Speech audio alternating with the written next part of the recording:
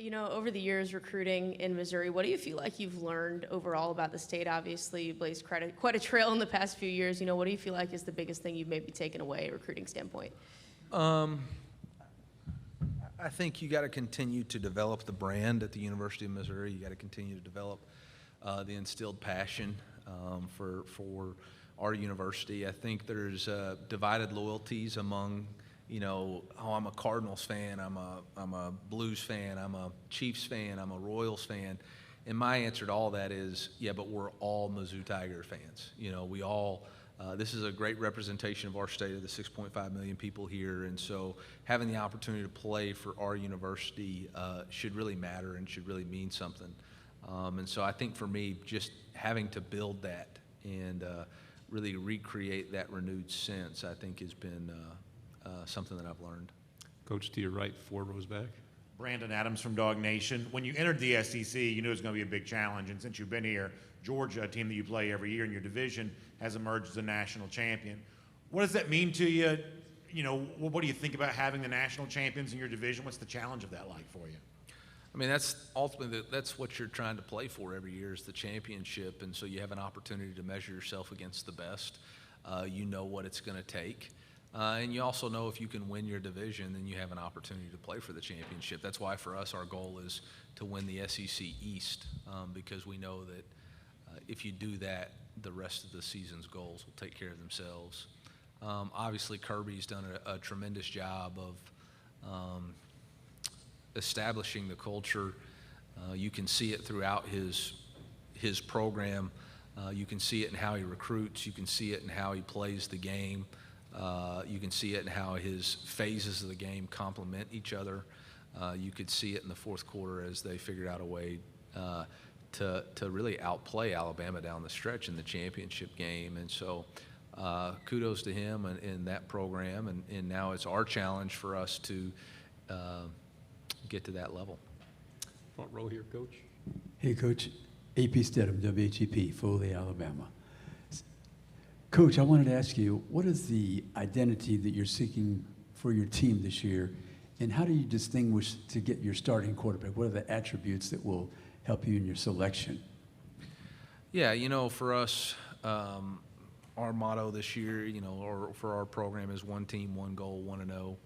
We want to be united as a team, all pointed in the same direction to achieve the one goal that we have, which is to win the SEC East, and the only way to do that is to be 1-0 every single day and focus on the things that you have in front of you to control. And so that's really what we want the identity and the process for our team to be. When you talk about the quarterback, there's really 5 characteristics that we judge our quarterbacks on. It's toughness, preparation, decision-making, accuracy, and leadership. Those are the things that we expect from our guys on a consistent basis. For us, the quarterback is going to reveal himself to the team through toughness and through leadership. How does he handle the mental grind of fall camp, the mental challenge of being in a competition every day, knowing that there's no days off? He has to be at his best every single day. And also the leadership aspect of getting your team to the end zone and not really running your own race and not worrying about what everybody else is doing. And so that'll be a real challenge for those guys. And whoever emerges from that competition will be prepared to play in the toughest league in college football. To your right, Coach, second row. With the way conferences are expanding, I mean, do you like the direction that college football is headed? And secondly, where'd you get your shoes? So we'll start with the shoes. A friend of mine, Jacob Burkholder, had a pair of these, and I asked him about them, and so he said, "Hey, why don't you wear a pair of these for SEC Media Days?" They're Year of the Tiger Nike edition. 2022 is the Chinese Year of the Tiger, and so what a great way for our team, to embrace that. For as far as college football, man, I said it in my opening remarks. For me, the challenge for college football is not NIL, it's not transfer debate, it's not college football expansion or conference realignment. It's what are the frameworks for what we want college athletics to be? What is the frameworks that we want for college football moving forward, and who's in charge of making those decisions, and who's in charge of doing that? Because then all the other decisions fall in line. Right now we've got decision makers who are making decisions based off what's in their best self-interest, which is currently that's the right model. But that may not be the best model for college football. I don't know, and I'm speaking a little bit out of turn here, but I would anticipate that if we're hypothetically thinking about these TV negotiations and TV rights, right? You've got conference commissioners selling them to TV rights, media marketing guys, or presidents who are in charge of what? Creating packages for programming. So are they thinking about what's in the best interest of student athletes? Are they thinking about what's in the best interest of college athletics or the guiding principles? No, they're thinking about how do I make the deal for my program? What's in the best interest of my TV contract? What's in the best interest? They're not thinking about what's in the best interest of a student athlete traveling from, say, the East Coast to the West Coast after a game. So that to me is my question.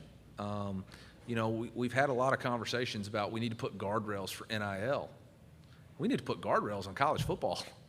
What do we want college football to be? Commissioner Sankey said we're on the path towards professionalism, and that's not the path we want to be on. Okay. Then who's getting around the table and saying this is what we want the path to be? I'm asking because I don't know. I do know that it says without a vision the people perish. Okay, and so we keep going down this path. We're going to look up in 3 or 4 or 5 years and we'll say, well, this isn't where we wanted to be. Well, yeah, that's because we keep making decisions without guardrails.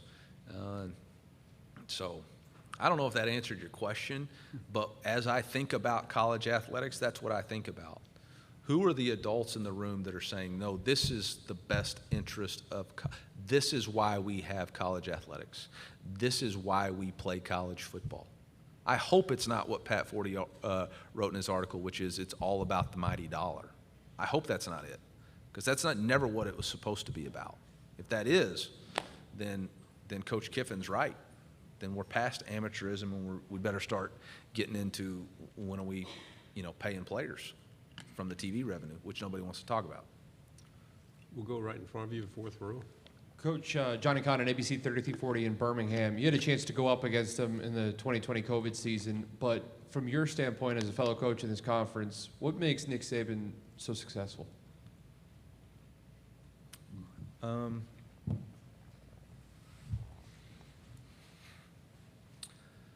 I think experience is the best teacher, and wisdom comes from shared experiences and having the ability to try and fail and learn and continue to grow. And Coach Saban has had the ability to be a head coach at a lot of different places within a lot of different frameworks, and he's figured out what makes him and his program successful and how he operates on a daily basis. I've had a phone call from my DFO that said, hey, I just got a call from Alabama's DFO. Coach Saban's going to call you in the next 10 minutes. Clear your calendar.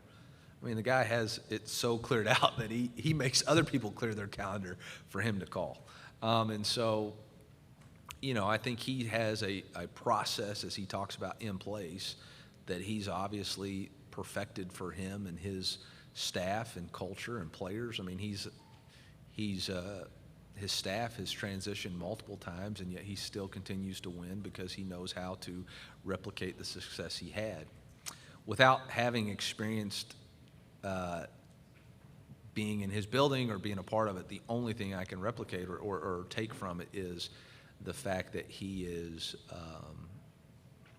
experienced with his process, and he has wisdom based on previous experiences. Fifth row. Coach Dan Peck, ESPN 106.7 in Auburn. You and your team will make the trip to Auburn, first time in Missouri history. They'll play at Auburn this year. You have some familiarity with the program. Several of your coaches and analysts have Auburn ties as well, and you are familiar with Coach Brian Herson from your time at Boise. Can you talk a little bit about your relationship with Coach Herson and the impact he's had on your career? Yeah, I owe a lot of debt of gratitude towards Brian and Kess. Brian gave me an opportunity to stay at Arkansas State as a co-offensive coordinator, and then brought me to Boise, and then elevated me to an offensive coordinator position there at Boise, and so really gave me a start in this profession outside of Coach Malzahn, and learned a lot of great things about program building and culture setting and the way to attack a job on a daily basis. And it's going to be a real challenge, obviously, going to Auburn, a tremendous environment, having played there as a visitor before when I was at Arkansas State with Coach Arson, ironically.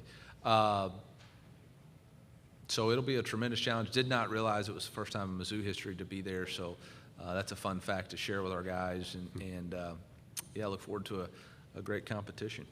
To your left, coach, second row. You talked a lot about the culture, both at Alabama, Auburn, going into your third season. What's the culture that you're trying to set at Mizzou?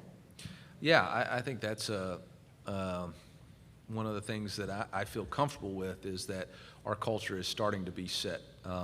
We have 4 core values that we live by on a daily basis: always compete, build trust and respect, do more than what's expected, enjoy the journey. We know that in the weight room, we're expected to train with an elite edge, with energy, grit, determination, or details, and emotional consistency. We have those things in place. Our players know what the expectation is and how they're supposed to act and how we do it around here, whether that's in the locker room, on the second floor. They understand that leave it better than you found it. Please and thank you cost you nothing. They understand that those are the things that matter to us, and we believe that if we consistently do those things, we'll end up as some other schools in our division with the ability to play for championships. And so we're slowly establishing that. I do think, like I said earlier, going into year 3, there's a continuity and a foundation in place that will allow us to grow. To your right, coach, fourth row. What is your thought process, and how do you manage the risk when you're recruiting a quarterback like Sam Horn, who's also a really good baseball player as well? You don't worry about the risk, man. You recruit the best players possible that you can get, and you live with the results of however it plays out.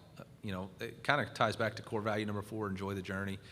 Sam's a tremendous baseball player. He's a great football player, and we're privileged to have him on our team right now. And if baseball becomes the path for him, we wish him and his family the absolute best. But if not, then we were able to sign a tremendous player and feel like he's going to have a great opportunity to leave a legacy and a lasting mark on our program. So we're excited about it. Thank you very much, coach.